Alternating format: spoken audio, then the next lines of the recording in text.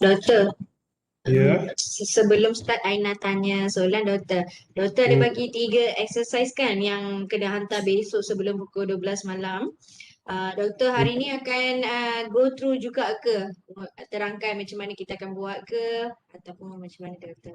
Sebab masih ada Hmm. yang, masih for my side lah. Memang ada yang tak berapa clear doktor soalan tu.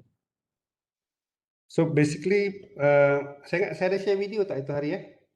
Ada doktor. Kembali tanya bahagian mana you tak clear, tak apalah, I boleh explain lah kan. Tapi Okey doktor. basically kalau apa yang you tak clear tu? Yang bahagian first exercise first doktor. Yalah, cuba explain sikit benda tu. Apa yang tak explain, apa yang first apa. Saya pun tak ingat lah soalan ada nombor berapa kan ya. Sekejap Alright. saya cuba. Mana dia ya? First exercise yang pasal pizza doktor.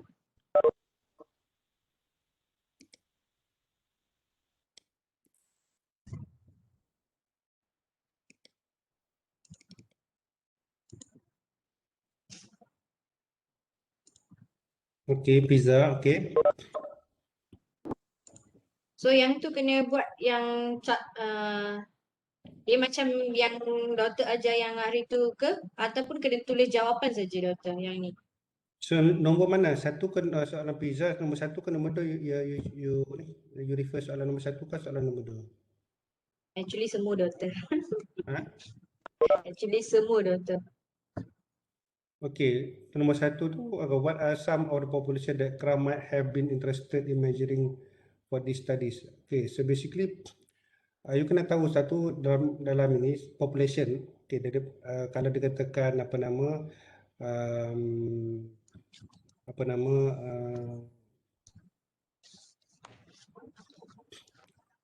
nombor satu tu is you kena tahu dia punya ciri populasi lah kan, ciri populasi kan. Ya. Populasi tu siapa? Kat sini sebenarnya adalah kan. So you kena identify siapa dia populasi lah nombor satu tu. Dia dengan did Kraft actually attempt to contact entire population tu kat situ adakah dia usaha untuk menghubungi semua kan. Hmm. Semua entire population. So biasanya kalau dalam ni kita tak akan dalam ni tak akan tengok semualah kalau tu kan. So what sample were taken. So you kena faham lah kat situ kan what sample were Hmm. taken. Okay. In light of these two question, how was the inferential process used by Kraft in their market research? So macam mana dia ni lah, macam mana dia proses dia. Proses tu apa nama untuk dia dapatkan data tu lah kan, inferential process macam mana dia buat. So actually jawapan tu semua ada dalam dalam paragraf ni lah, ada 3 paragraf kan. Uh, Ya doktor. so you nak kena faham lah kan, kena faham. Uh,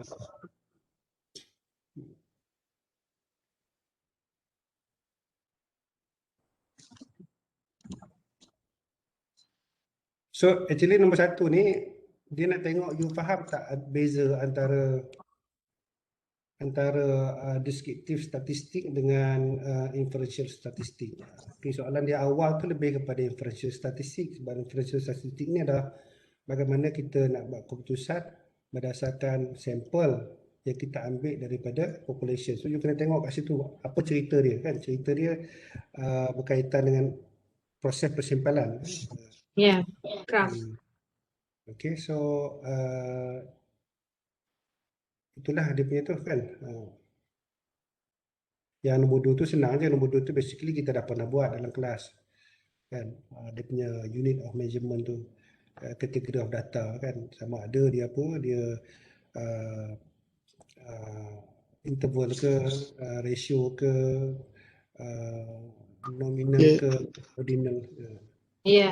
Just jawab yang tu je kan doktor? Tepi tu. Ah, yang nombor 2 tu Ah, jawab yang ada 4 okey. kan. Okey. Yang tu okey doktor faham. Okey, mana tadi saya ya.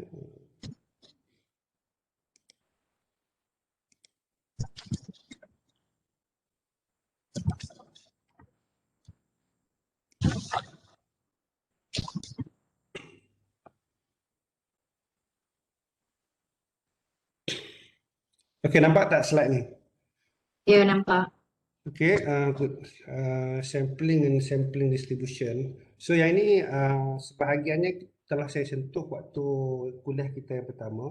Dalam kuliah pertama tu, in fact dalam video pun saya dah bagi, jadi saya tak akan ulang balik lah, iaitu berkaitan dengan jenis-jenis persimpelan.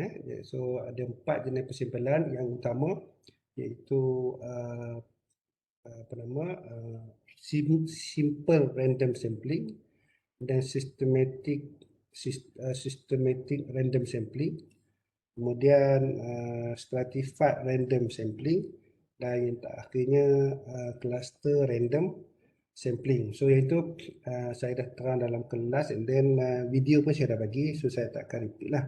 Kecuali kalau ada yang tak faham tu, itu explain lah. So yang itu sebenarnya dalam chapter 1 tu apa nama kita pun dah discuss, so saya tak akan repeat lah.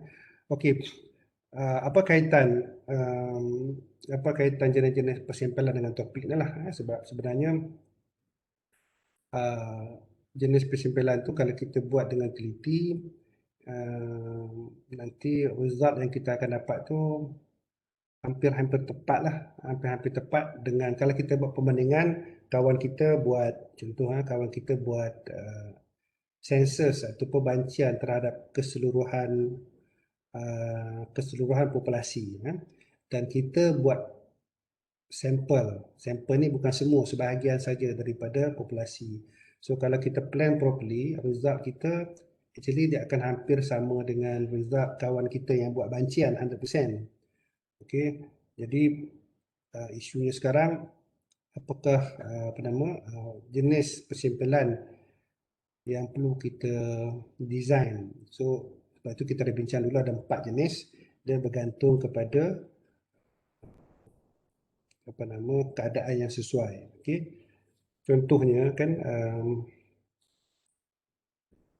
contohnya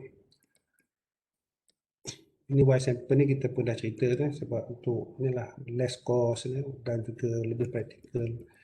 Okey, kita ada simple random, stratified, systematic dan cluster. Okey, jadi saya nak sambung cerita tadi, dalam simple random, contohnya tadi bila kita syarat untuk kita buat probability sample ni, keempat-empat ni semuanya adalah random sample. Okey, random sample ada 4 jenis. Simple random, systematic random stratified random sampling dan juga cluster random sampling. Jadi dia ada 4 jenis. Syarat yang pertama, you kena ingat sampai bila-bila, syarat yang pertama nak buat 4 jenis sampling ni adalah perlu ada sampling frame. Okay, perlu ada sampling frame. Yang ni student PhD pun selalu buat tak betul. Okay, student saya baru ni dah nak present pun salah. Jadi, so you kena ingat perlu ada sampling frame. Apa itu sampling frame? Sampling frame adalah maksudnya senarai nama orang ataupun item yang kita kaji lah. Senarai nama lengkap semua. Kalau contoh kalau kita mengkaji apa nama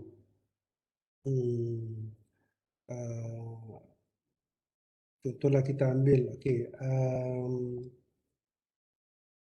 pekerja, kita ambil pekerja KFC contoh, ataupun McDonald, kita ambil lah satu stres kerja ataupun kepuasan kerja penghantar makanan Food Panda, contoh kepuasan kerja penghantar makanan di syarikat Food Panda. Jadi sampling frame-nya adalah semua penghantar makanan yang berdaftar dengan Food Panda. Itu adalah sampling frame semua. Jadi kalau kita nak buat kajian berkaitan dengan untuk COVID ni kan mungkin banyak orang order dan sebagainya, kita nak tengok macam mana pekerja Food Panda ni puas hati ke tak puas hati, sebab kita tengok ada yang buang makanan, ada yang buang bungkusan macam-macam kan. Okey, kalau itulah kajian you, maka apa yang perlu buat adalah pergi ke syarikat Food Panda, dapatkan keizinan dia untuk dapat semua senarai penghantar makanan yang berdaftar dengan dia. Itu maksud sampling frame. Kalau you buat contoh masalah pelajar-pelajar separuh masa space UTM dalam konflik belajar dan bekerja, nak bahagikan masa contoh. Jadi sampling frame itu adalah semua pelajar part-time yang berdaftar dengan space. Itu maksud sampling frame. Istilahnya sampling frame, tapi maksudnya adalah semua nama orang ataupun item yang kita kaji yang berdaftar. Dengan agensi yang sesuai lah. Contoh kalau you nak mengkaji, nak tengok apa nama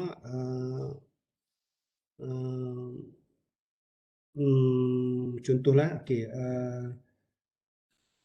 masalah kewangan sewaktu COVID oleh syarikat SME. Contoh kata masalah kewangan yang dihadapi oleh syarikat SME.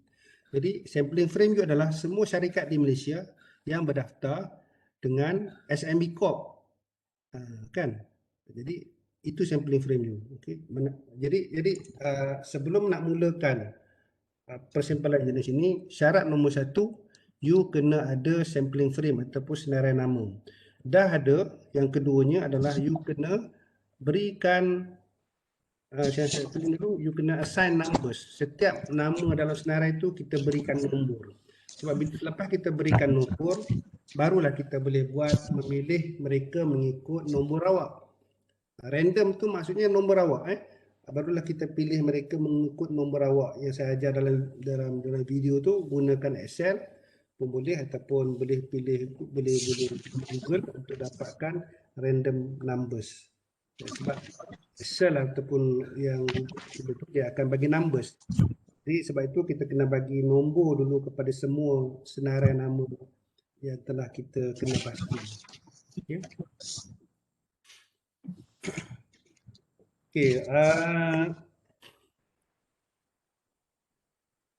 Tolong mute dulu melainkan kalau nak cakap lah, sebab takut mengganggu. Kalau nak cakap saya bagi izin untuk you nak bertanya. So jangan takut, kalau ada nak tanya terus tanya. Tapi kalau tak tanya, you mute-kan mikrofon.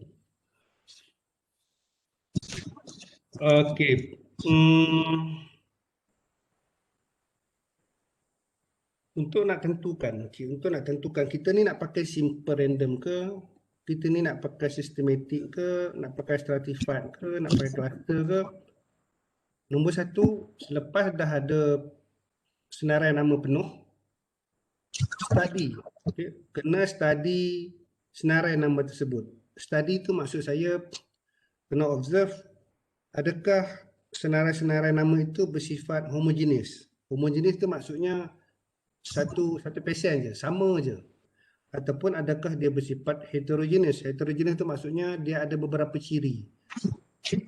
Itu jadi orang lain tak boleh beritahu you sesuai guna apa. Nombor 1, you kena tengok dulu senarai yang ada pada you tu, adakah cirinya satu ciri yang semua sama ke, ataupun cirinya boleh dikenal pasti mengikut pola-pola tertentu. Maksudnya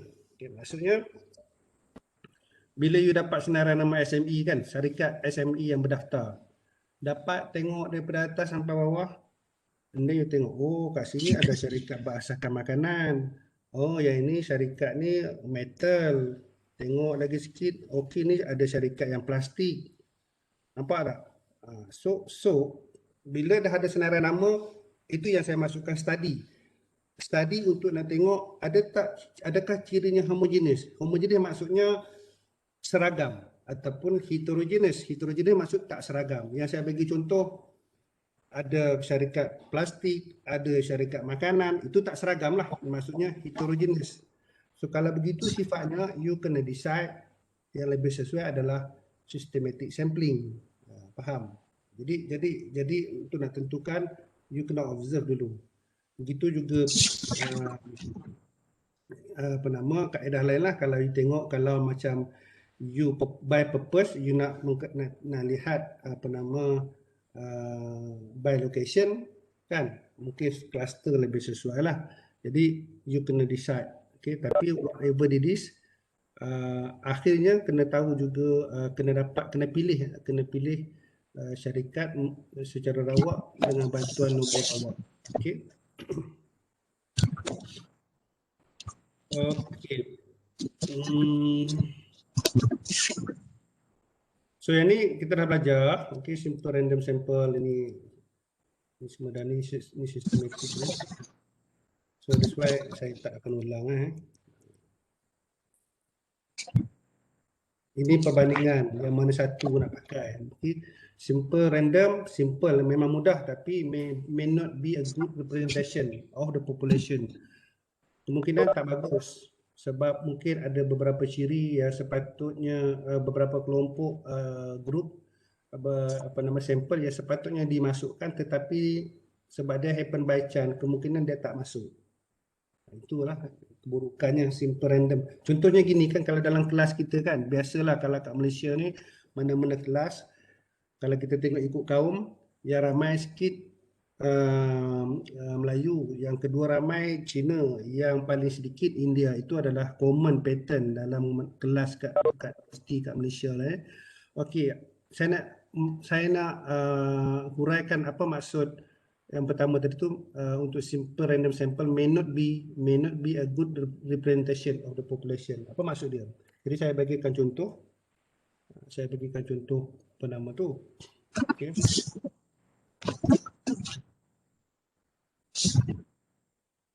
Okey.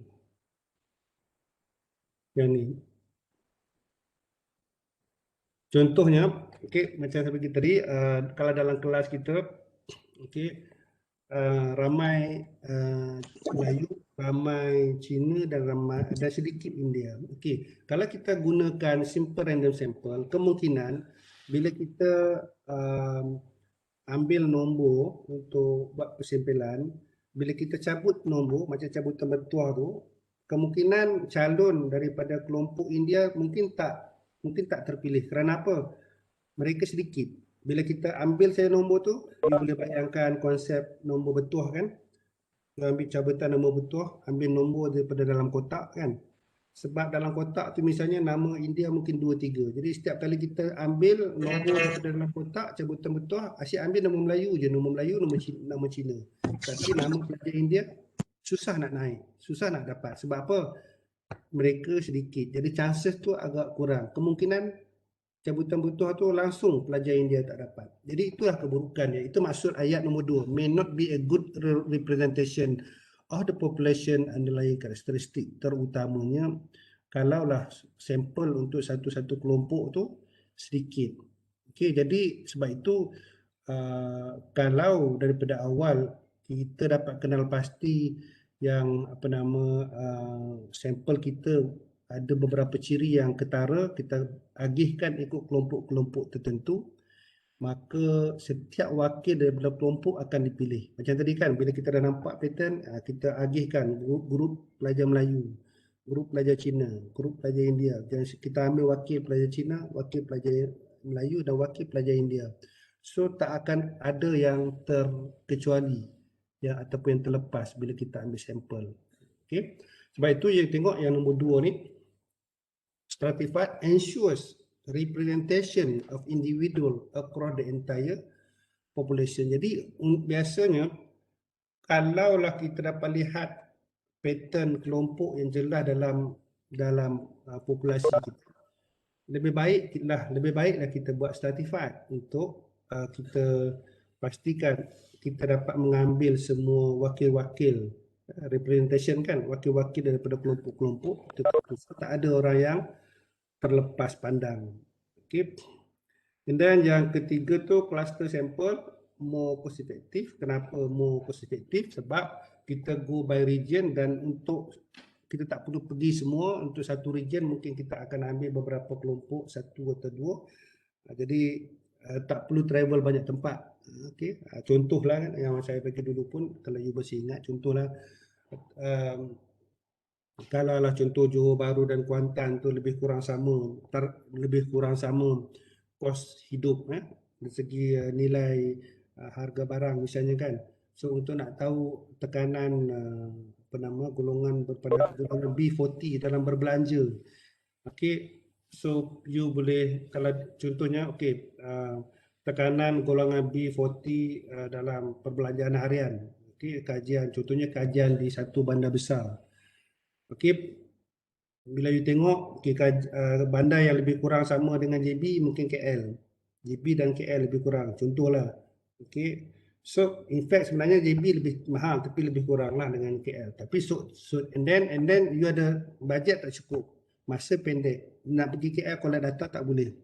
So instead of you buat dua-dua JB dan KL, you boleh buat JB saja. Sebab you pakai cluster. Jadi sebab yang di JB ni cirinya lebih kurang sama dengan KL. So walaupun you tak pergi ke KL, you buat di JB saja, tapi hasil you boleh andaikan di KL pun lebih kurang sama. Sebab itu katakan more cost effective. You tak perlu pergi ke kawasan lain, you dengan kawasan sedia ada pun dah boleh buat. Okay. So itu lah. So Anwar cuba apa nama mute-kan mikrofon. Okay. Buat suaranya masuk. Okay. So yang ni okay. Bila kita nak buat survey, biasa dalam statistik kita akan buat survey lah. Kita akan buat survey. Apa tujuan buat survey? Okay. Survey ni satu tinjauan. Survey ni boleh jadi adalah bentuk apa nama census, dan dia juga boleh dalam bentuk apa nama persempelan. Okey, jadi survey ni kita nak tahu apa yang berlaku lah survey. Jadi if the survey based on probability sample, biasanya dalam survey ni kita akan memilih probability sample lah, sebab kita cuba dapatan kita itu nanti kita nak buat kesimpulan bahawa apa yang kita dapat ini dapat menggambarkan populasi. Okey. So survey sepatutnya mestilah menggunakan hukum probability, iaitu berkebarangkalian. Bila kita kata probability sample, maksudnya you kena buat persempelan rawak. Tak kira lah, rawak mudah, simple random pun boleh, systematic pun boleh, stratified pun boleh, cluster pun boleh. Asalkan dia adalah menggunakan persempelan rawak ataupun probability sampling. Okey, ada beberapa yang you kena control.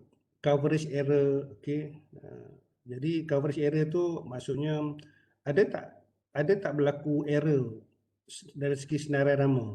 Itu maksud appropriate frame. Adakah senarai nama tu yang terkini ataupun senarai nama tu dah outdated. Kan, jadi sepatutnya kita akan ambil senarai nama yang terkini. Contoh kan, macam tadi saya bagi contoh Food Panda kan, kita nak tahu masalah yang dihadapi oleh penghantar makanan Food Panda. So patutnya kita ambil senarai penghantar makanan yang terkini, bukan tahun 2018 ataupun 2019. Mestilah pada 2021 paling kurang pun 2020 yang terkini. Jadi itulah senarai nama yang terkini, yang paling update, yang paling latest. Yang kedua, ada berlaku error, non-response error, yang ni orang tak nak jawab ataupun orang tak nak participate. Boleh kita kurangkan non-response error, kita boleh kurangkan dengan cara membuat follow up lah, telefon ataupun follow up lah untuk supaya dia participate. Measurement error pun boleh jadi. Measurement error soalan tu yang salah. Bila soalan tu tak tepat, orang faham lain. Contohlah kita nak tanya sedap tak makan durian. Bila orang baca soalan dia faham durian Belanda. Jadi dia akan bagikan jawapan ikut kefahaman durian Belanda dia lah. Dia tak. Jadi itu maksudnya. Maksud measurement error, soalan itu mesti jelas supaya jawapan yang diberi itu tepat. Okey. And then yang keempat tu sampling error. Sampling error ni memang sentiasa ada. Sampling error sebab kita buat survey. Kita contohlah population 100, kita ambil 30. Itu sampling error lah sebab kita bukan buat 100%. macam mana pun mesti ada sampling error. Cuma dalam sampling error ni kita boleh kontrol, okey, dengan cara jangan ambil sikit sangat. Okey, jangan ambil sikit sangat. Dan kalau kita ambil banyak memang bagus, makin banyak makin bagus. Sampling error ni makin banyak kita ambil, errornya makin kurang. Tapi ada isu lain iaitu dari segi kos dan ekonomi. Kalau kita ambil banyak sangat, dari segi kos tinggi, dia tak ekonomi. So, you kena ambil satu jumlah yang sesuai lah. So, yang jumlah yang sesuai tu kita, nanti saya akan tunjukkan. Kita ada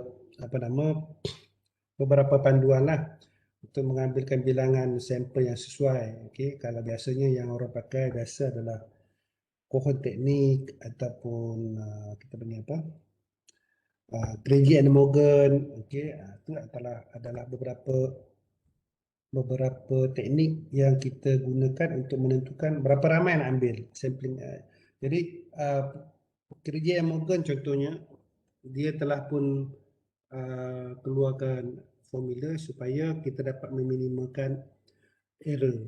Dan juga Cohen lah, dalam Cohen tu dia ada juga beritahu kita panggil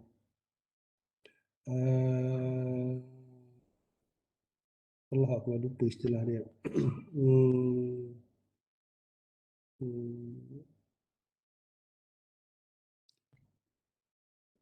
Tak ingat.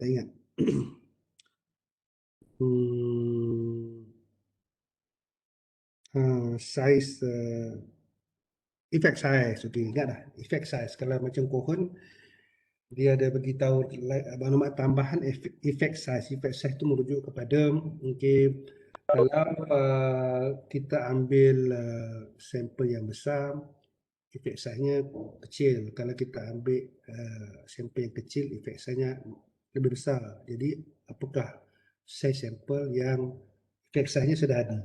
So nanti saya akan sharekanlah kemudian table-table yang biasa kita guna untuk tentukan bilangan size sampel.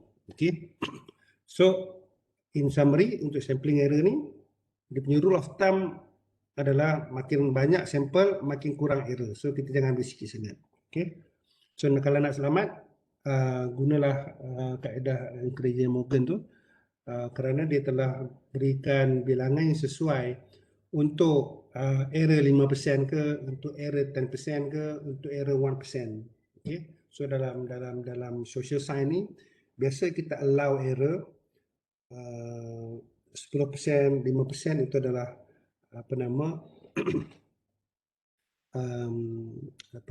percentage yang biasa dan acceptable, sama ada 5 ataupun 10%, okey, untuk error. Okey, so ini dah explain benda yang samalah, explain dah tadi. Okey. Kita akan kepada sampling distribution. Okey, kat sini dia akan tunjukkan secara matematik lah, dia akan tunjukkan sebenarnya kalau kita terus pada sini okey. Kalau you ambil buat sensus bancian, kalaulah ini populasi 4 orang, kalau you compare dengan kalau you buat sampel 2 orang, result dia sama. Ini adalah contoh hypothetical, nak tunjukkan bahawa walaupun you buat sampel tapi hasil dia akan sama dengan you buat population. Okey, ini contoh. So katakanlah kita populasi kita dalam kelas kita ada 4 orang populasi. Populasi adalah semua item ataupun semua orang yang kita kaji. So population maksud semua orang. Okey, katakanlah semuanya kita ada 4 orang. Nak kena faham asal ni dulu. Okey, supaya you all yakin nanti kalau orang tanya boleh pakai ke result sampel you? You ambil sikit tapi populasinya besar, boleh pakai ke? So kalau you faham contoh ni, you akan jawab dengan confident, saya yakin. You akan jawab dengan confident, saya yakin result sampel saya walaupun saya ambil sikit, result tu betul. Okay? Ini contohnya. Okay, buktinya. Ini mean, okay, ini umur kan, umur. Dan umur dia 18, 20, 22 dan 24. Min umur responden. So kita pun campur semua, bahagi 4, min ni kita dapat 21. Okey. So kalau kita tengok probability dia, okey, macam kat ni dia akan jadi apa nama, kebarangkalian seorang yang berumur 18. So basically 1/4 lah, that's why 0.5%. Kebarangkalian seorang yang berumur 20, so 1/4 juga, sebab itu 0.5%. Tu taburan dia macam ni. Okey. Tapi min dia, okey, you tengok kat sini min dia 20. Oh, lari ke sana pula. Ini min dia 21. Okey.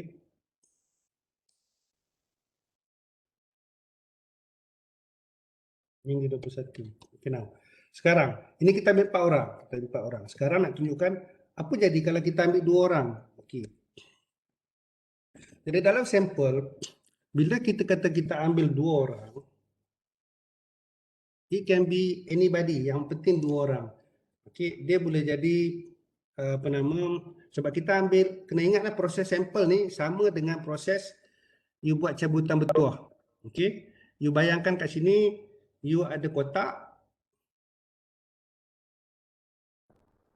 Dalam kotak ni ada 4 nombor.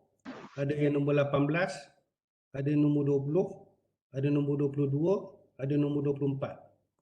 Okay, ada 4 nombor dalam kotak ni. So kalau orang kata ambil 2 kertas. Kertas pertama you ambil 18, dia masuk balik, ambil orang yang kedua 18. Dia kata nak 2 orang, sebab itu maksudnya 2 cubaan saja. So ini adalah keberangkalian. Keberangkalian pertama adalah you akan ambil 18, buku 18, dia masuk balik kertas tu, you ambil lagi sekali 18. So kita akan tabulate semua keberangkalian. Jadi inilah dia. Keberangkalian yang kedua mungkin pertama you ambil 18. Yang keduanya mungkin you ambil orang berumur 20 kan. So these are all possible outcome.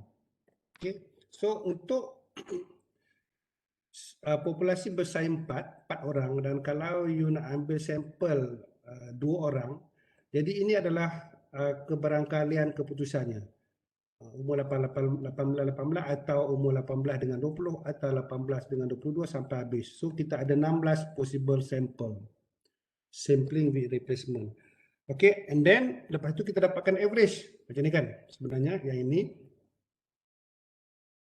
18 campur 18 bahagi 2 dapat 18.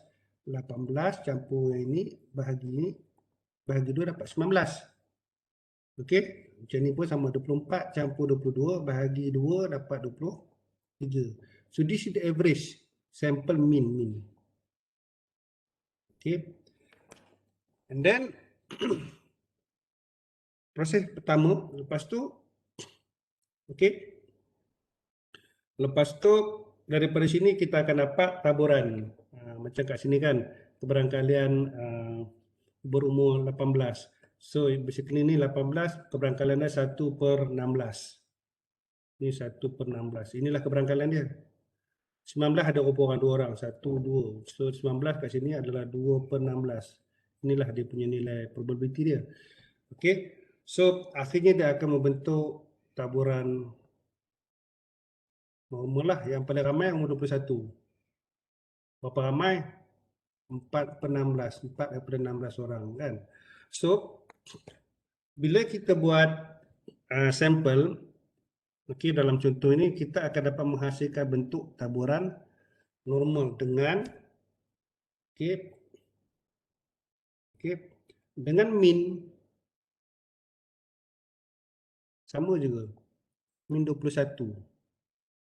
Okey, semua x inilah 18, 19, 19 ini. 18, 19 inilah ini. 18 ini adalah inilah x bar lah. X bar 1, ini contohnya X bar 2, yang kedua, ini yang ketiga. Okey, jadi 18 campur 19 campur 19, semua ni ada 16. That's why kat sini kita tengok dia akan bahagikan dengan 16. Okey, faham? Boleh ya? So akhirnya min dia adalah 20, min dia 21. Jadi kalau nak tengok balik yang tadi, nampak? Ini yang asal. kita tak buat persempelan, kita ambil semua 4 orang asal. Okey. Jadi 4 orang 18 campur 20 campur 20 campur 24 bahagi 4 min dia 21. Sekarang bila kita buat sampel, min dia pun sama juga 21. Okey, jadi maksudnya kalau kita buat persempelan walaupun saiznya kecil tetapi kebarangkalian untuk kita dapat min yang hampir-hampir sama dengan populasi itu adalah amat-amat tinggi. Kan? Jadi kenapa kita nak buang masa, buang tenaga nak ambil semua data dalam populasi sekiranya kita boleh buat sampel dengan cara yang betul, masa yang pendek, kos yang lebih kecil, tapi akhirnya result dia akan hampir-hampir sama dengan min populasi. Jadi ini adalah bukti nak tunjukkan bahawa persempelan yang baik dia akan memberikan kebarangkalian hasil yang sama dengan populasi. Okey. Ini adalah standard error lah ataupun sisi yang piawai untuk sampel lah. Dan dia akan lebih kecil lah. Okey, so bila kita bandingkan, okey, N4 populasi, N2 adalah sampel, okey. So result dia sama, sampel min ya. Ini pun min, ini min sampel, ini min populasi sama 21 dan untuk sampel min dia standard error dia akan menjadi lebih kecil sebab dia ada banyak, dia telah dikira sebanyak 16 kali, so dia akan jadi makin kecil, which is okay. Yang penting dia menghampiri kepada ciri-ciri populasi.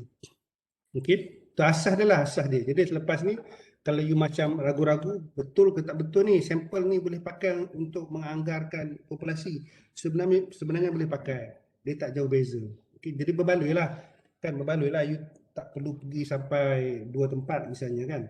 Macam tadi saya bagi contoh KL dan JB, tak perlulah nak pergi sampai ke KL, cukuplah buat di JB sebab result di JB tu lebih kurang sama je nanti bila menggambarkan apa yang berlaku di KL dengan syarat sampling itu betul.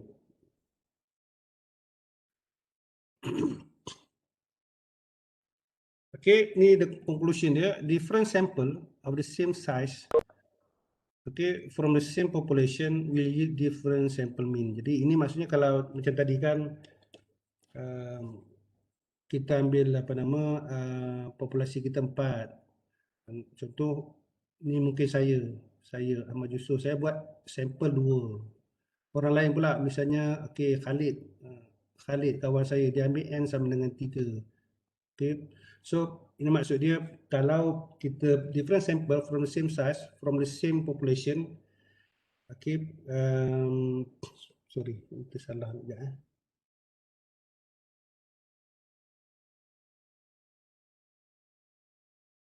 Sorry, salah.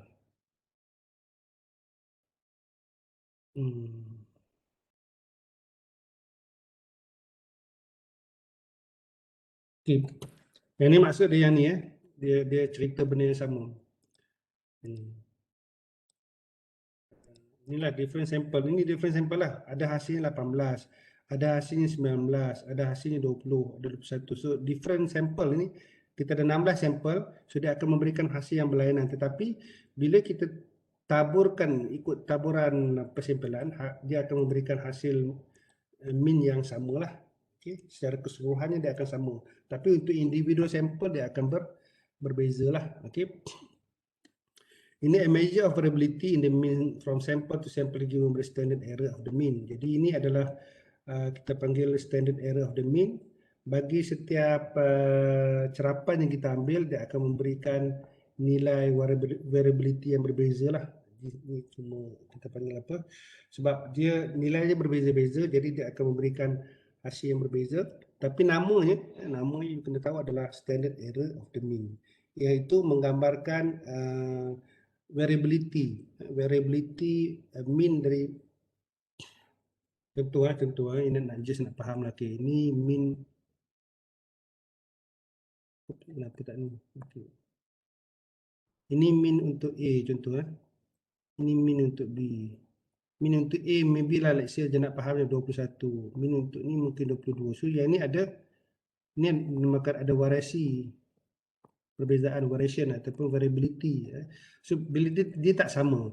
Jadi bila dia tak sama, nak tahu sejauh mana besar ke tak besar perbezaan dia. Ni variasi ataupun kita panggil perbezaan. Nak tahu besar ke tak besar perbezaan dia, kita akan kira benda ni. Nama dia standard error of the mean. Okey, itu maksud dia.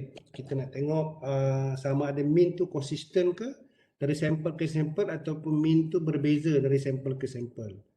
Okey, macam kat sini kan kalau you tengok mean dia berbeza lah dari sampel ke sampel. Ada mean 18 kan, macam ni kan. Kalau you tengok ada mean 18, ada min 20 kan, ada min 23, ada min 24. So min dia tak sama. Jadi bila min dia tak sama, yang perbezaan tu besar ke kecil, kita kira yang ni. Nampak? Kita ini nama dia standard error of the mean. Dan kita akan dapat 1.58. Okey, 1.58 basically kecil lah. Jadi kita akan kata memang ada beza min sampel 1 dengan min sampel 2 dengan min sampel 3 contohnya, tapi bezanya tak besar dengan nilai 1.58 saja. Okey, itu maksud dia lah. Okey, so yang ni kena ingatlah, simple je, standard error of the mean decrease, standard error akan berkurang as sample size increase. Bila kita tambahkan sample size, macam tadi n sama dengan 2. Kalau kita tambah lagi n sama dengan 3 ataupun ni n sama dengan 4 ke, jadi standard error ni dia akan berkurang. Maksudnya apa maksudnya kat sini? Maksudnya kalau nak dapat ketepatan yang tinggi, you kena tambahkan lagi sample size. Okey, makin tinggi sample size, makin tepatlah nilai mean dan makin kuranglah error. Iaitu adalah kita panggil dia punya rule of thumb dia. Okey, rule of thumb. Kalau kita nak tengok error kurang, kita ambil sampel banyak. Samalah contoh dia macam ni kan, kalau kita buat latihan kan, buat latihan banyak, selalu buat latih to be, error kita bila kita jawab soalan peperiksaan kurang contoh. Tapi kalau kita jarang buat latihan, sedikit buat latih to be, error ataupun kesilapan kita boleh jadi besar bila kita buat exam. Jadi itu just analogi lah kan. Sama juga kalau macam kita berlatih tenang bola kan, untuk tenang penalty kan, makin kerap kita tenang penalty makin perfect kan. Jadi makin banyak tenangan yang dibuat, error dalam melakukan tenangan penalty makin kurang. Tapi kalau kita jarang berlatih tenangan penalty, error bila kita nak tendang penalty yang betul-betul mungkin besar. Jadi itu adalah analogi nak faham maksud sampel besar, error kecil. Okey, boleh ikut? Boleh ya? Boleh doktor. Boleh Prof, boleh Prof. Okay, good, alhamdulillah. So ini nak tunjukkan bahawa kalau lah ini sebenarnya mean sebenar, mean populasi sebenar. Ini adalah mean sampel yang digunakan untuk anggar mean populasi lah, untuk anggar mean populasi. Sebab tu benda ni sama je, cuma kat sini ada beza. Jadi ini mean yang kita ambil daripada sampel untuk kita anggarkan mean populasi. Okey, dan dalam masa yang sama kita kena tengok standard error lah. Yang ni standard error lah, ini ada standard error. Okey, standard error ni senang je lah. Dia punya sesian penyebab populasi bahagi dengan punca kuasa 2 size sampel n. N adalah size sampel.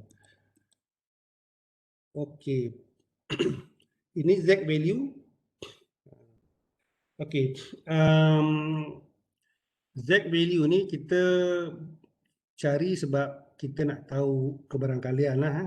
Kita nak tahu kebarangkalian satu-satu nilai yang kita cari itu, okey, dalam taburan tu contohnya kalau dengan 95% confidence level, berapakah nilai X kan?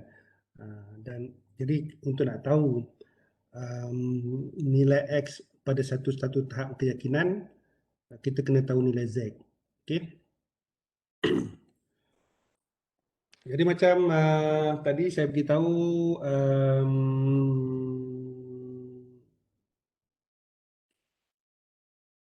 nak balikkan kepada ni ya.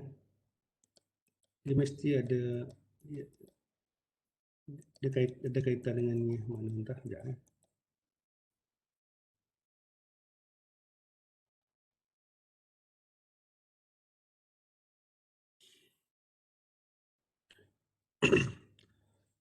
Okey. Kita ada sampling error, ada non-respond error, coverage error dan sebagainya kan. Dalam kesimpulan sikit sebanyak akan ada error sini sikit, error mungkin coverage error, mungkin non-respond error, mungkin sampling error. Sebab itu okay. Sebab itu yang error-error tadi tu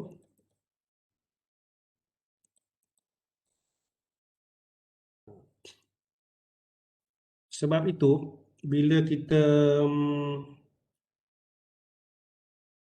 tak boleh 100% yakin. Contoh kan. Kita kira mean. Ni lah, kita kira mean kan. Kita kira mean sample. Mean sample tiba-tiba kita katakanlah kita dapat 20. Betul ke 20 ini sama dengan mean populasi? Okey. Betul ke soalannya? Okey. Betul ke dia sama dengan mean populasi? Biasanya kita akan kata dia, apa kita akan kata dia hampir betul. Maksudnya very close, ataupun kita akan kata approximately. Okay. Maksudnya lebih kurang, hampir tepat. Sebab kita tak akan kata 100% tepat. Kenapa tak kata 100% tepat? Sebab contoh yang sebenar cuma yang saiz populasi sebenar contohlah 100. Kita ambil cuma mungkin 30. Okey. Lepas tu ada lagi error yang saya bagi tu tadi tu, non-respond error, coverage error, error sana sikit. Sebab itu kita tak boleh yakin 100% dia akan tepat. Dia tak akan tepatnya. Okay, dia tak akan tepat. Exactly the same dia tak akan jadi. Okay, jadi tapi dia boleh hampir. Cukuplah. Hampir pun dah kira okey dah. Kan? Jadi dalam persimpulan, okay, di dalam statistik ni, okay, kita ada contoh. Kalau kita boleh jadi 95% yakin nilai mean tu mewakili mean populasi, dia boleh jadi 90% yakin, dia boleh jadi 99% yakin, dia boleh jadi. Okay. So, kalau you nak 99% yakin, you akan tambahkan sampel banyak. Okay. So, maksudnya makin banyak you nak yakin, okay, semakin banyak you nak tingkatkan aras keyakinan, you kena tambah lagi size sampel. Contoh, kalau you nak 90% yakin, mungkinlah N dia, contohlah, mungkin N dia mungkin 100. Kalau you nak 95%, mungkin N dia you perlu jadi 150. Kalau you nak 99% yakin dengan kajian you mungkin kena tambahkan N sebanyak sampel lah, N ni sampel lah sebanyak 200 sampel. Itu maksud saya. Jadi jadi nilai Z ni, okay, dia akan tentukan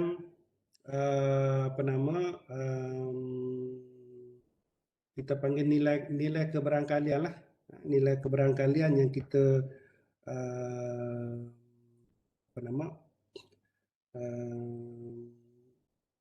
nak sebut yang lebih tepat sikit lah.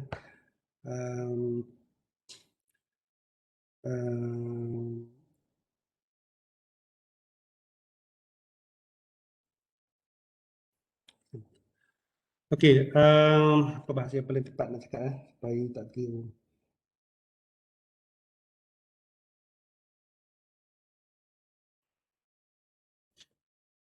Okey, nilai Z ni dia akan lihat, dia akan bantu kita untuk kita kenal pasti kalau 99% ke 95% ke nilai yang kita estimate itu, okey, berapa dia punya kita panggil confident dia. Okey, confident interval. Okey, contohnya kan dengan adanya nilai Z nanti kita boleh tahu dengan satu nilai ni dia boleh jadi kita panggil highest value, upper value dia berapa, dan highest dan lowest value dia berapa. Okey, so dia akan tentukan kita punya confident interval dalam satu range. Itu antara tujuan untuk kita kenal pasti Z value lah. Okey. So nanti kita akan pergi depan lagi lah. Okey, ini bentuk yang sama ada nombor taburan populasi dan taburan sampel. Taburan sampel tu bentuk yang lebih kecil sebab kita punya sampling itu berlaku banyak kali lah.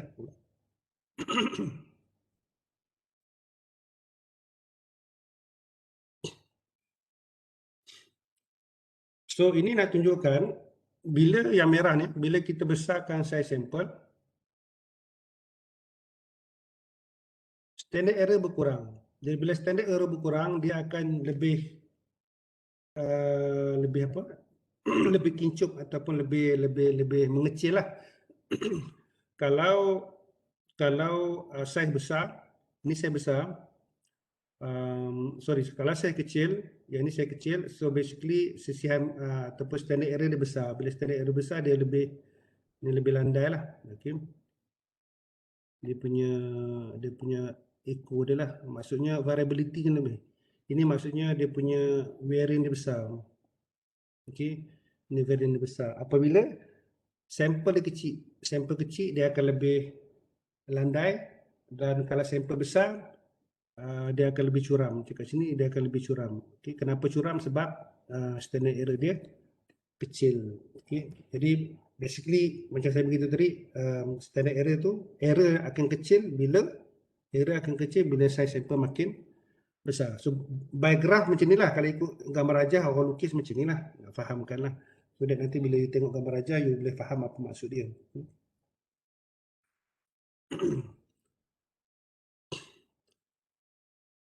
Okey. Ini interval. Ini sebab kenapa kita kena kira nilai Z ni. Okey. Nilai Z score. So bila kita dapat nilai Z score, kita boleh tahu dia punya interval. Okey, maksudnya gini, kalau saya nak buat perumpamaan interval ni, perumpamaan lah sebelum kita pergi apa maksud dia.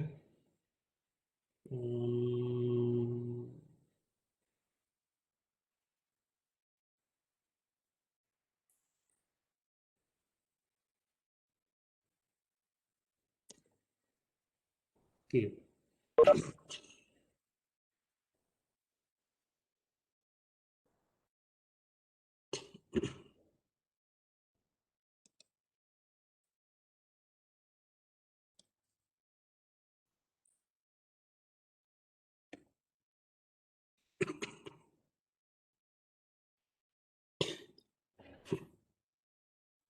Okey, kalaulah kita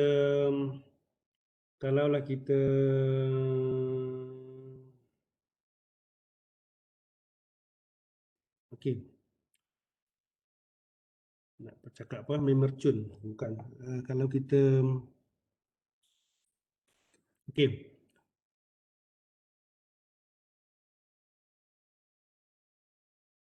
ni apa dia? Ni katakanlah ni goalpost. Ni goalkeeper lah, ni kita kan. Ni nak tenang bola. Okey, ini bola. Okey. Ini you punya aim. Ni punya aim. Okey. Okey, so bila you tendang, ni aim. Ada kemungkinan kan dia mungkin ke sini, dia mungkin ke sini, dia mungkin ke sini, kan? tapi dia akan berada dalam this area. Okey, sebab itu kadang-kadang kita tengok ada orang kena palang, ada sakit, ada betul-betul kena dah masuk. Dia punya aim this area. Okey. So, bila kata interval, this is the target. Ni target. Target. Okey, target. Dalam setiap target, dia tak akan tepat. Dia ada kita panggil range dia. Dia mungkin terkeluar ke kanan, high. Dia mungkin ke dalam sikit, low. Okey, so yang ni yang dikatakan sebagai dalam istilah statistik dipanggil interval. Interval, okey. Dalam setiap target dia akan ada interval, dia akan ada plus, dia akan ada minus. Plus minus lah. So kalau basically kalau you ada target ke sini, dia akan ada plus, dia akan ada minus. So kenapa dia ada plus minus? Okay, sebab you ambil data daripada sampel. You ambil data daripada sampel. You bukan ambil daripada populasi, daripada bancian. Kalau bancian dia tak akan ada plus minus, dia tak akan ada lebih kurang.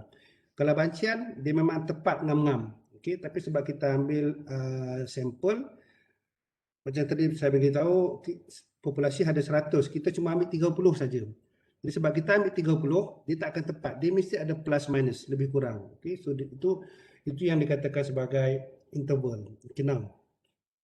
Sekarang, dengan size sampel tersebut, kita nak tahu berapa interval yang apa nama,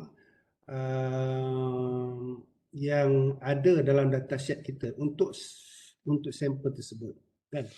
Contoh, kalau kita katakan, okey, pendapatan kelas pelajar kelas kita, pendapatan bulanan adalah contoh RM5,000. Betul ke RM5,000? So basically mungkin ada plus minus. Kalau plus minus, katakanlah 100, kalau plus minus 100, maksudnya kita akan katakan, okey, average kebanyakannya memang 500, tapi mungkin ada 5,000, 5,100, 4,900. So basically in average, kita yakin contoh 95% daripada sampel kita akan mempunyai pendapatan within the range of 4,009 hingga 5,100. Kebanyakannya 5,000, tapi plus minus 4,009 ke 5,100. Berapa yakin kita?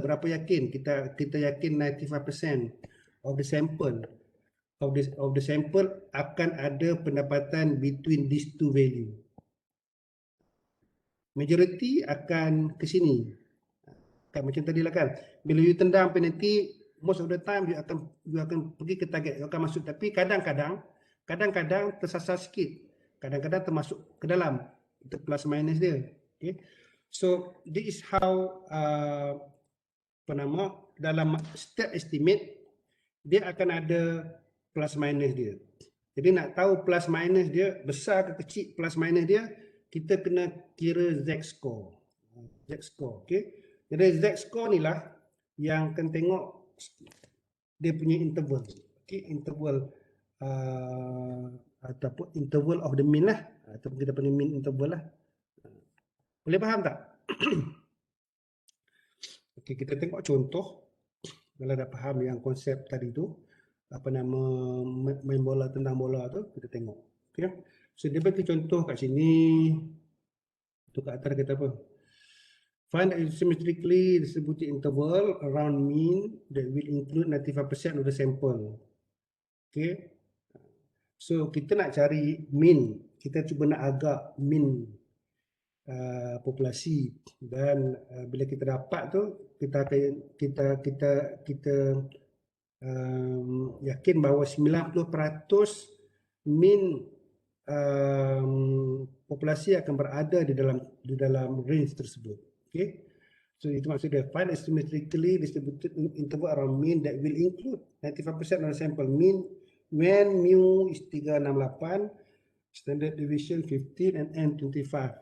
So, kita akan masukkan data ni dalam formula ni. Okey.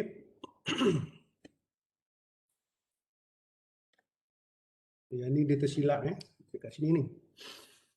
Lower ni kat sini ni kena minus ni, silap ni. Minus. Lower limit, lower minus lah. Upper limit yang ni betul. Upper limit tanda plus ni betul. Ini dah okey. Okey. Yang ni sepatutnya minus. Bila saya betul kat sini yang ni. Ini kat sini lah. Dia debat kat sini tak apalah. Yang penting minus. Okey. Okey. So kita dah masuk. Ini sampel populasi, sampel mean. Ni 368 ni sampel mean. Minus 1.96. Okey, sekarang ni kita nak tanya, mana datang 1.96 ni? 1.96 ni datang. Jadi bila kita kata 95% confidence level tadi tu, okay, ni 95% dia punya confidence level. So kalau kita tengok table, dia akan bagi 1.96. Okey. Kita bisa masuk dan kita akan dapat inilah formula apa nama jawapan dia. Jadi kita akan interpret. So nilai lower limit ini nilai 368 kat sini target kita 368. Upper limit 373.88. Lower limit 362. Ini lower, ini upper. 362.12. Okey.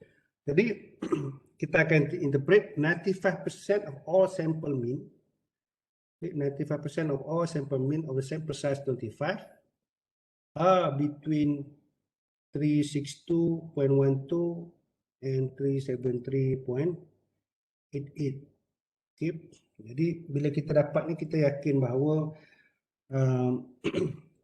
at any time bila you ambil sampel, 95% daripada sampel mean akan berada antara ni lah. Dan sampel ini nanti dia akan mewakili populasi. Okay. So this is how we interpret lah 90. So kalau kita ambil apa nama mean yang lain, okay, eksperimen yang lain dia mungkin sedikit berbeza lah. Sedikit berbeza dia punya interval dia. Ini satu contoh, okay, benda yang sama lah ni.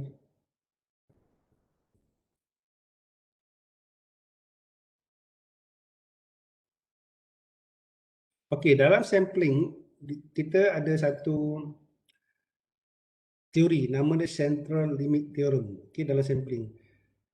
Maksudnya dalam kalau ikut central limit theorem ni, as the sample size get large enough, makin besar sample size kita, okay, the sampling will become almost normal regardless of shape of the population. So kita punya sampling distribution dia makin lama akan menjadi makin normal. Bila dia makin normal, senang untuk kita buat estimation, untuk nak kira probability tu lebih senang. Okay. Ini contoh dia lah, dia beritahu mungkin asalnya begini, tapi bila kita buat sampling, kita ambil size sampel besar, dia makin lama makin normal, bentuk simetri. Okay, how large is large enough? Kita kalau ikut statistik, dia kata N kena besar daripada 30. Then you boleh dapat taburan yang normal lah. Bila you dapat taburan normal, you boleh kira dia punya probability. Okay. So, untuk fairly symmetric distribution, N sama dengan N kena besar 15. Tapi pada saya, ambillah N lebih besar daripada 30, senang. Okay. Ini contoh.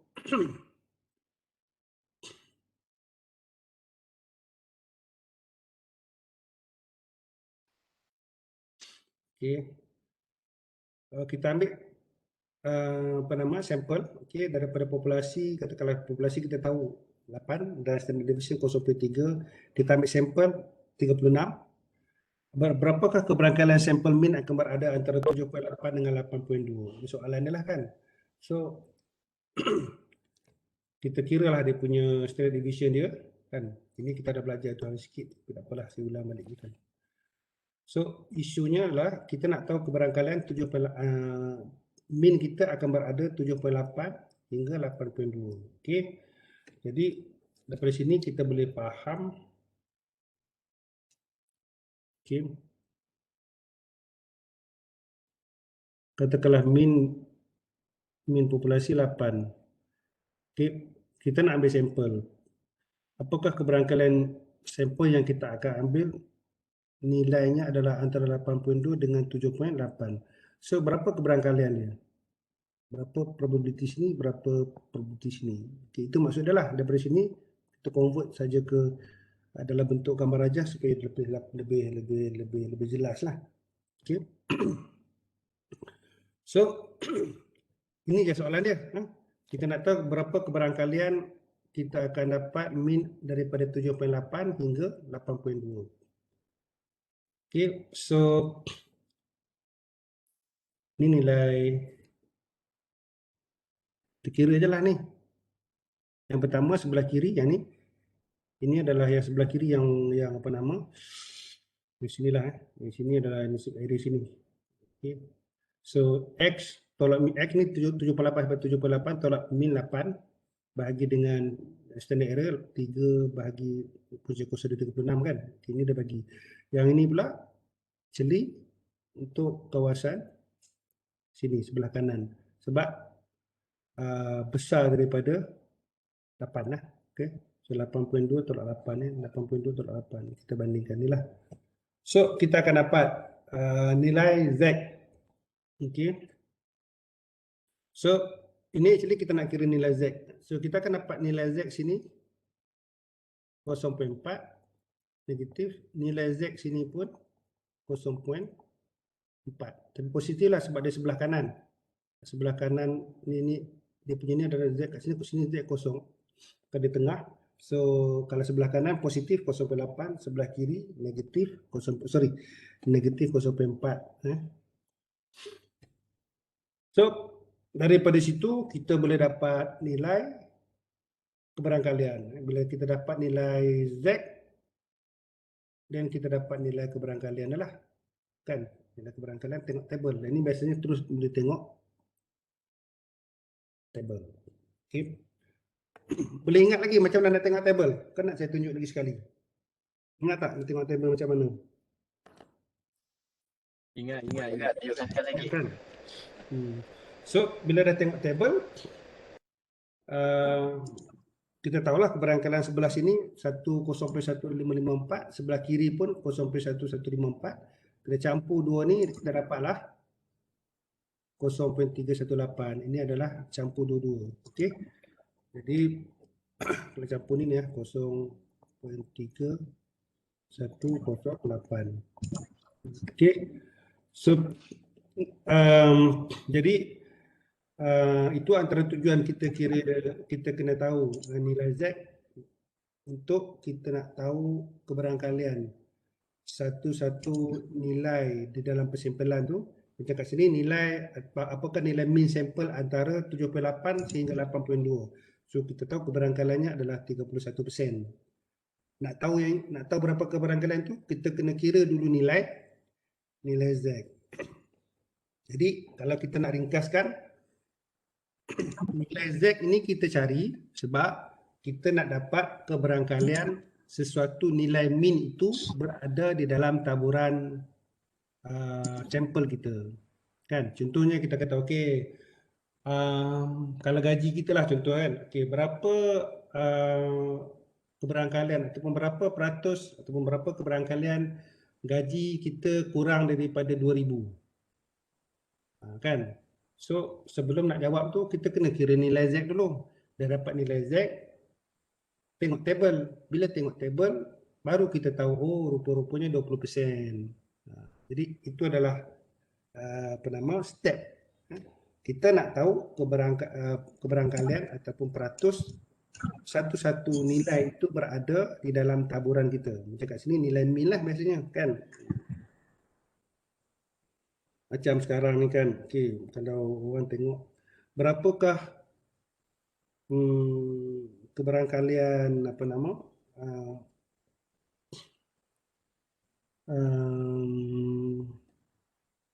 contohlah kan keberangkalian UMNO nak menang ke, Perikatan Nasional nak menang ke, Pakatan Harapan nak menang ke, berapa peratus nak menang. So kita akan collect data. Tapi sebelum lepas itu kita nak tahu keberangkalan dia menang tak menang, kita kena kira nilai Z dulu. Kan? Lepas tu kita dapat tahulah dia punya peratusan dia. Okey. Inilah ini kalau proportion macam tadi, menang tak menang tu lebih pada proportion. Menang tak menang, kalah dia dua-dua je. Proportion dia dua. Lelaki perempuan, menang kalah. Itu adalah proportion. Okay. So ini formula untuk proportion. Okey. P tolak I, okey, bagi dengan standard deviation lah. Okey.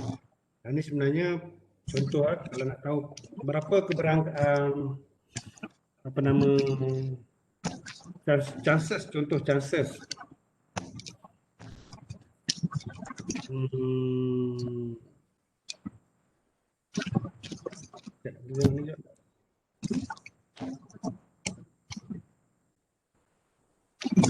Kalau dah ada proportional voters who support proposition A, where the predicted sample size to use same proportion between 0.4 and 0.5. Okay. Yang ni kalau proportion pengundi who support proposition A, ni kalau mungkin okey dia kata apa nama nak menang 0.4, kalau nak menang 0.4 so kalah mungkin 0.6 kan. So dia ambil sampel 200. Keberangkalan orang itu akan apa nama kita panggil keberangkalan antara proportion antara 0.4 dan 0.45. Isi sebab dia semua formulanya dia pakai lain sikit lah, tapi sama juga apa nama guna table Z, tapi formula saja sedikit berbeza. So saya ingat kita akan ambil sikit contoh latihan untuk ni cek tu apa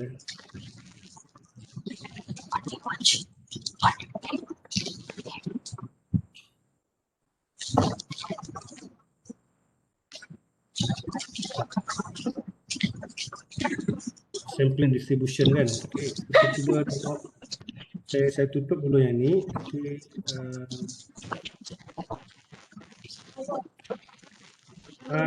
Mati apa nama tolong switch off apa nama mute aku tak perasan. Okay, thank you sampling distribution.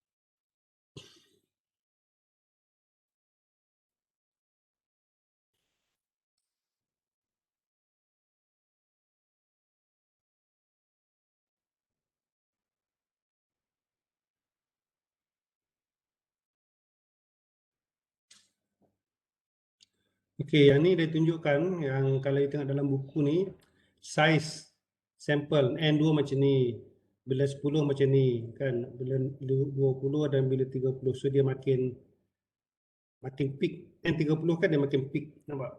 Itu nak kalau dalam slide saya tadi tu dia akan tunjuk macam ni. Benda yang samalah macam ni kan. Bila larger sample size warna merah kan dia makin peak. Dalam buku ni dia tunjuk N30 makin besar, nampak dia makin peak. Itulah benda yang sama lah, cuma diagram berbeza. Ini central limit theorem. Okay. So nampak bila dia ambil besar N lebih dari 30, walaupun asalnya dulu taburannya tak begitu normal, tapi dia akan membentuk taburan normal. Tujuannya bila kita dapat taburan normal, kita boleh buat estimation. Okay. Itulah simple limit theorem. Okey. Ini contoh. Okey, kalau yang tak faham slide saya boleh tengok contoh ni. Besar sikit kot mana dia. Okey. Okay. So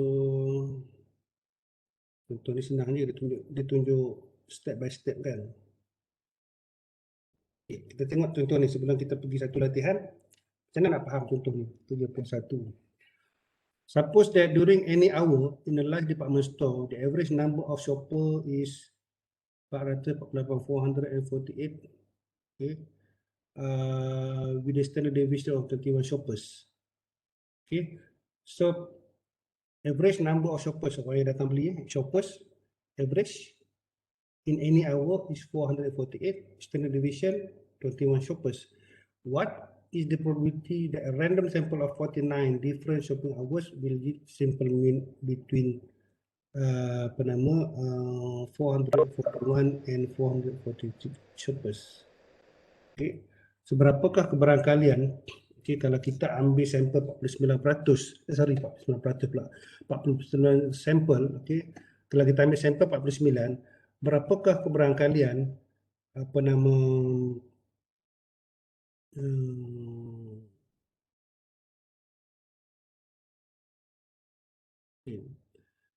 kalau kita ambil 49 different shopping hours, 49 different shopping hours, kat ni kata any hours kan.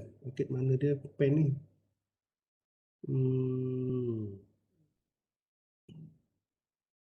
Tak ada pen pula.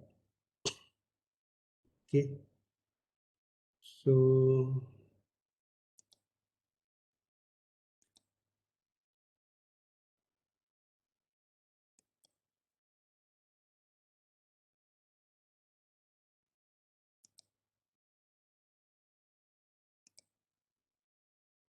mana tadi?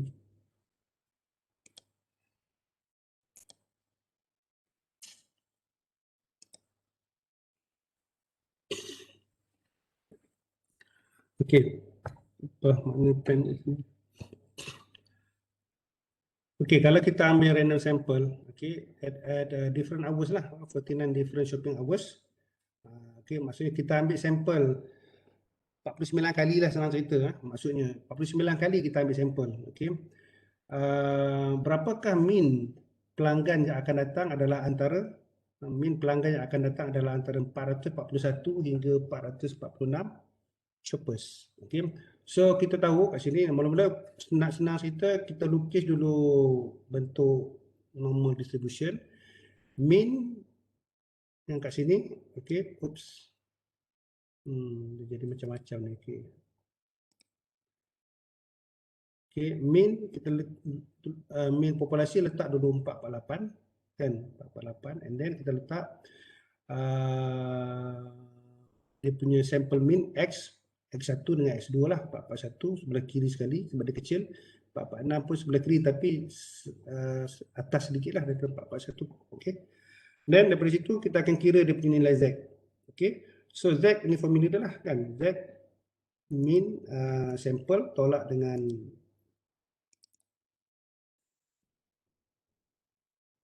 min sampel tolak dengan min populasi kan, min sampel 441 tolak min populasi 448 bahagi dengan standard error. Standard error senang saja, iaitu CCM power bahagi dengan N. CCM power dia 21. Sebab tu kat sini 21 bahagi dengan punca konsonan sampel 49. So dapat negatif 2.33. Ini pun sama, ia akan dapat, dah dapat nilai Z, dan lepas itu next kita akan kira nilai inilah, nilai probability. Okay. Itu je lah dia punya step dia. Cuba kita tengok soalan lain.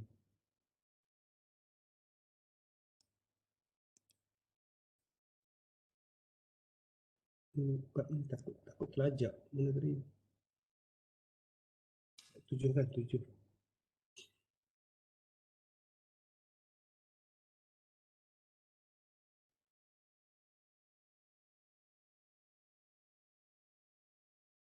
Ini proportion.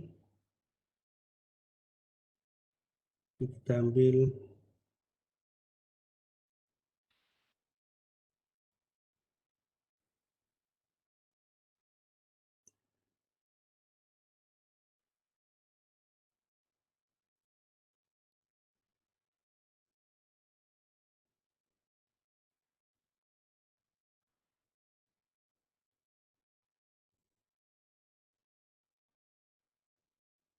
Okay, ini proportion. Kita pergi buat, ini soalan proportion, ni semua soalan proportion.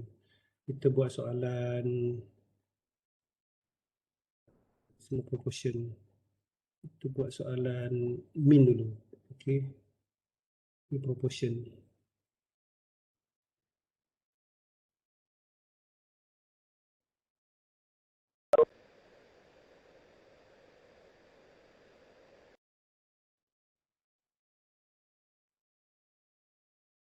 Okay, kita ambil yang ni, besarkan sikit.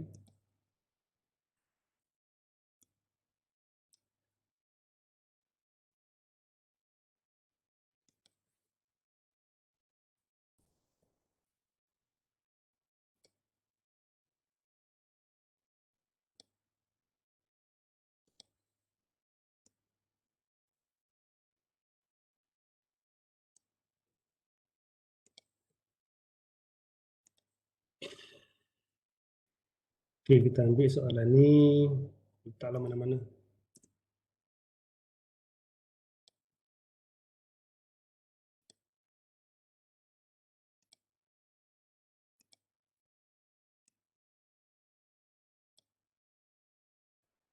Okay, kita kena soalan ni ya.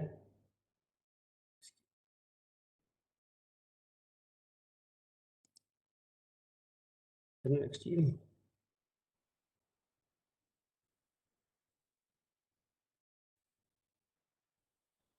Tak boleh nampak lah. Okay. Soalan dia, okay, the statistical abstract of United States published by US Census Bureau report that the average annual consumption, okay, nampak ni bila kata census, annual consumption fresh fruit per person. Okay, seorang individu makan buah-buahan yang segar, average consumption secara annual.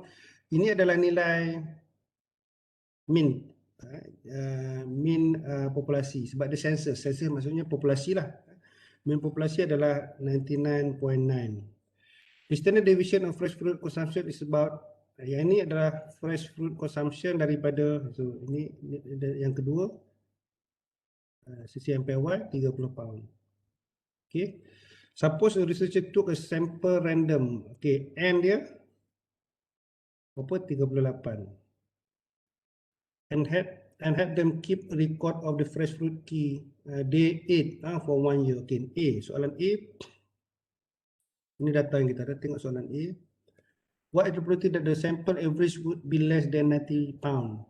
So A ni kita tahu mean dia adalah 99.9 pound. Ini adalah mean. Okay. Kebarangkalian sample average would be less than 90 pound. Kalau 90 kat mana? 90 kat sini lah. Mesti sebelah kiri sebab sini 99.9. So 90 kat sini. Less than maksudnya kita nak cari area di kawasan sini. Okay. Jadi nombor satu, kita kena cari nilai Z. Kita tahu bahawa Z sama dengan, ini adalah formula dia lah kan, bahagi dengan ya Allah salah pula tu, kita nak padam.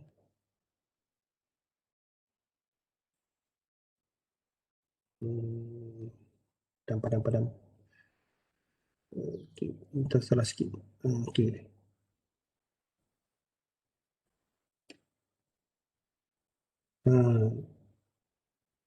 Okay, bahagi dengan N. Okay.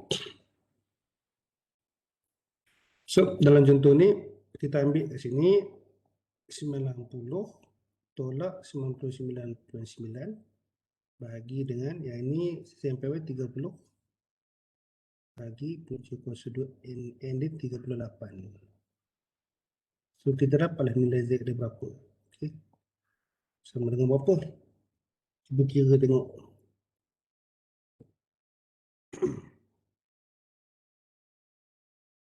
Kira sekejap.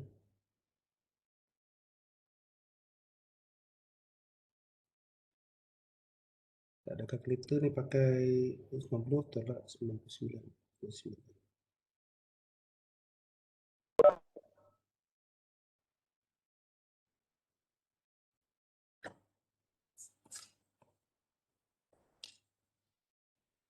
Negatif 2.034. Oh, okey lah. Kira lagi cepat pasal aku pakai dulu. Negatif 2. 2.34. Negatif 2.34. Okey, so terima kasih. Negatif 2.34. Itu nilai Z. So, daripada Doktor, nilai doktor. Z, ya. 0.34. Okey, good. 0.34 Negatif Ah, 2.034. Betul Ya. Okey, good. So, nanti daripada sini, kita akan tengok table Z kita. Kita tengok sini negatif 2 point, kat sini 0.03 lah kat sini. Lepas tu, kita tengoklah nilai sini. Inilah dia nilai probability dia. Okey. Contoh kita ambil lah table lah. Kita ambil table mana dia punya tu.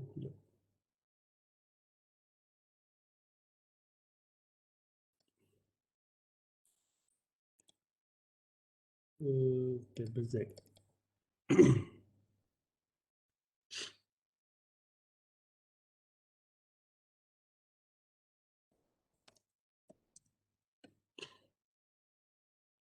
Kita ambil ni lah InsyaAllah cepat sikit.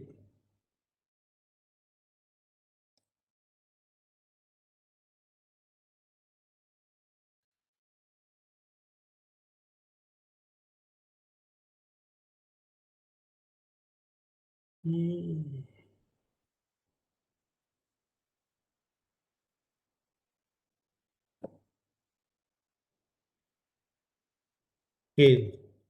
Negatif 2.03 kan? 0.34. Kita ambil kat sini lah 0.34 kat sini lah. Negatif 2.03 kat sini lah dia punya nilai dia. Okay. So kalau saya skip copy email lah, tak situ senang, nanti you tak perasan pula kan.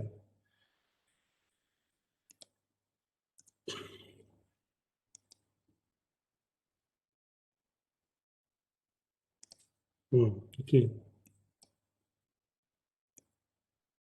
So nilai dia tengok sini negatif 2. Oh, kenapa dia jadi gitu?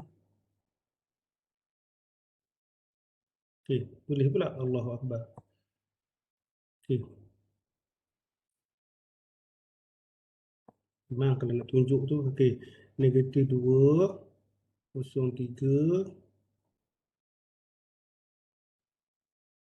Okey. Jadi nilainya adalah kawasan berdorik kat sini lah. Nilainya adalah kat sini. Iaitu 0.212. 0.0.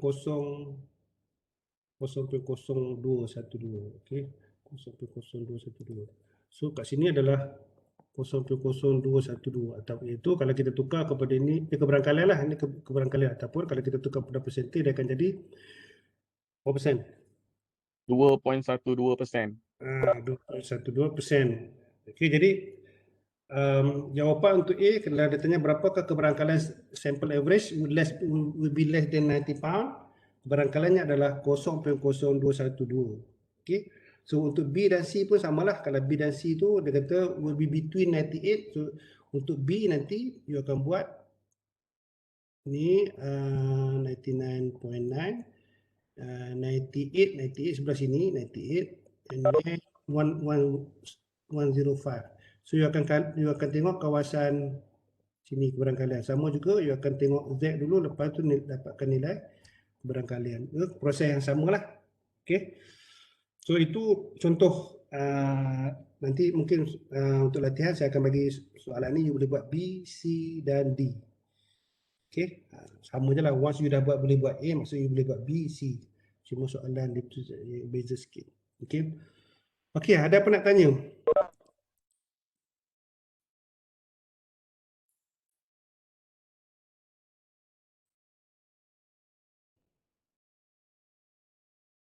Kalau tak ada, kita rehat sekejap. Sekarang pukul berapa? 4.3 minit. 3 minit kita masuk sekarang 4 suku ke pukul berapa? 4 minit. Ha? 4 minit. 4 minit. Sekarang 4 minit kan? Jap. Saya nak estimate.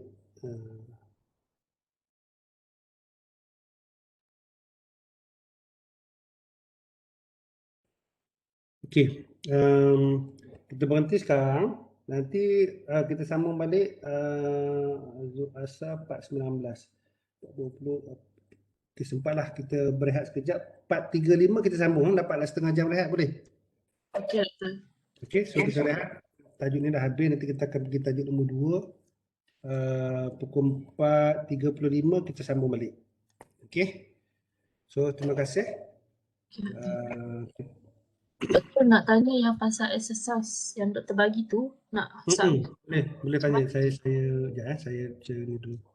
Stop sharing dulu. Okey, apa soalannya? Yang tu nak submit dekat mana, Doktor? Okey, submit dekat YouTube boleh? Oh, YouTube pula, astagfirullahaladzim. Dah lama dah. Cakap mampu. Dekat e-learning. Boleh tak? Kalau tak boleh e-learning, beritahu. Nanti boleh email tak apa. E-learning tak ada lagi nama doktor. Ha? Tak ada lagi. Ada Dekat email lah. boleh Doktor. Ha? Actually email dah boleh ada lah. dah. Email lah. Email lagi senang. Email senang email saya. Doktor. Mula-mula e-learning ni E-learning saya- pun sampai kosong lagi.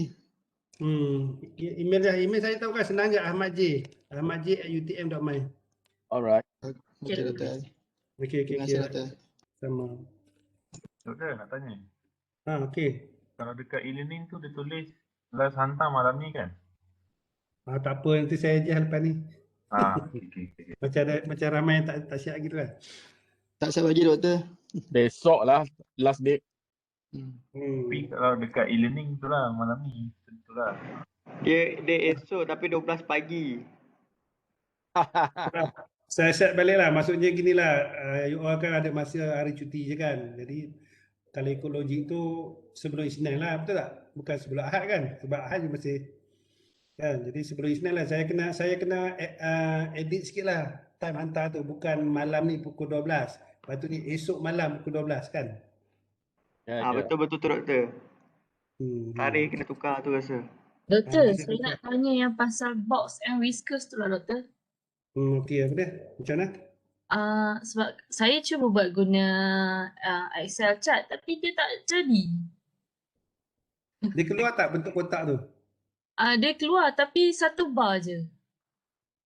Oh, dia- dekat dalam internet banyak tu cara nak buat tu. Memanglah dah cari tapi bila saya buat yang ikut cara dia orang sebab kita punya ada satu sampel je kan, dia jadi satu je. Dia ambil, you masuk berapa data? 3. Biasa soalan mana tu ada 3 data tu? Kejap. Dia minimum kuarter 1, kuarter 2, kuarter 3 minimum. Ada berapa tu? Sat. Ni soalan yang mana ni? Saya Soalan takut. yang kedua tu.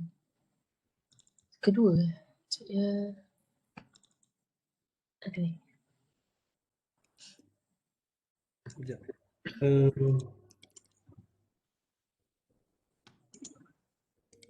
Exercise 2. Exercise 2. Exercise 3 doktor, sorry. 3.54 tu. Okey, dia ada banyak data ni. 1, 2, 3, 4, 5, 6, 7, 8, 9, 10, 11, 12, 13, 14, 15, 16, 17, 18, 20. Tapi bila saya ikut macam yang dalam website buat kan, jadi satu je. Ni salah tekan ni, salah tanda ni. Salah tekan tu. Salah ni, mesti salah ni.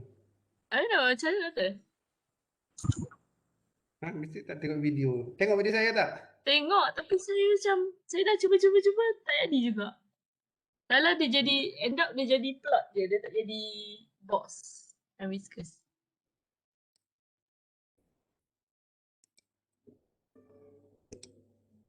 Sekejap.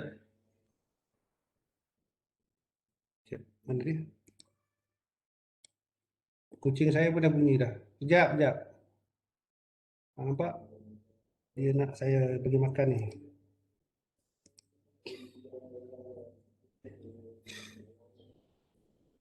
Tu nampak?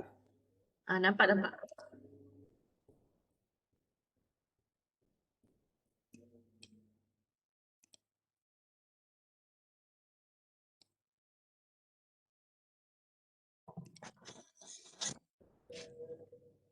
Dia blog review ni jap.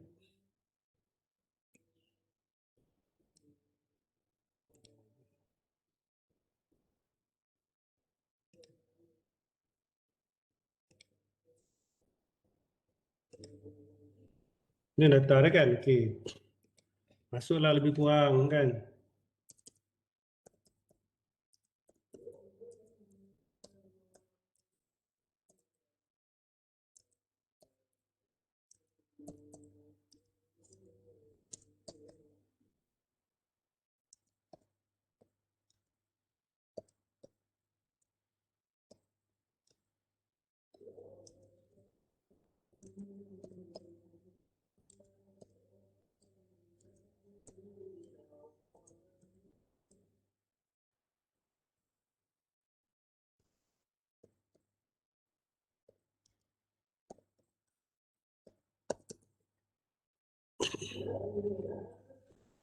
Tu kurang lah ya. Tahu sendiri.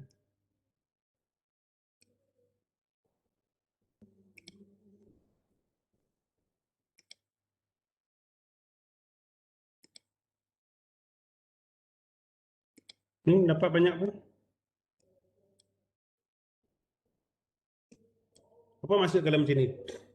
Maksudnya kat sini ni ada ni data outlier lah ni. 1, 2 ni outliers. Yang ini kan tu.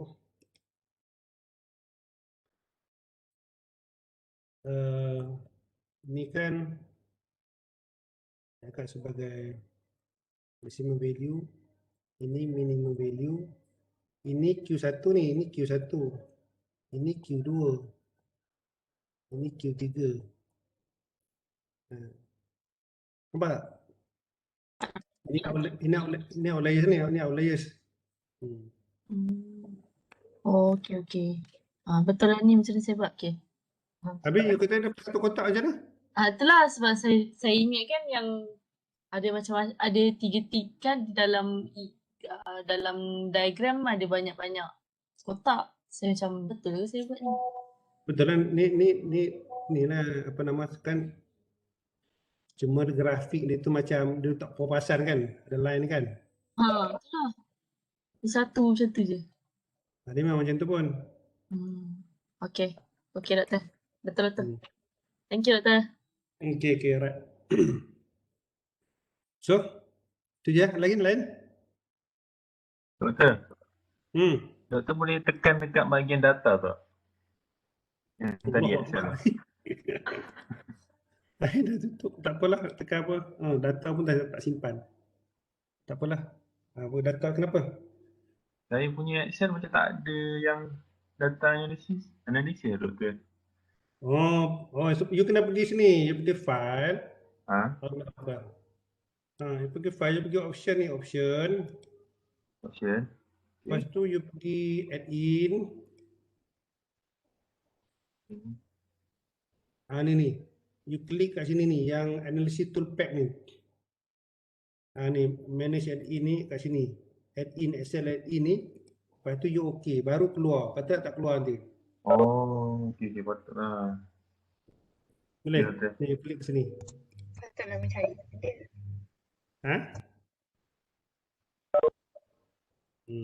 Sekilas. Selesai ada masalah tu. Kalau tidak dia tak ada, dia ada basicnya, itu dia kena tambah yang tu. Okey. Lain. Lain tak ada Kalau tak ada, kita rehat dululah. 1 jam 40 minit dah. Okey.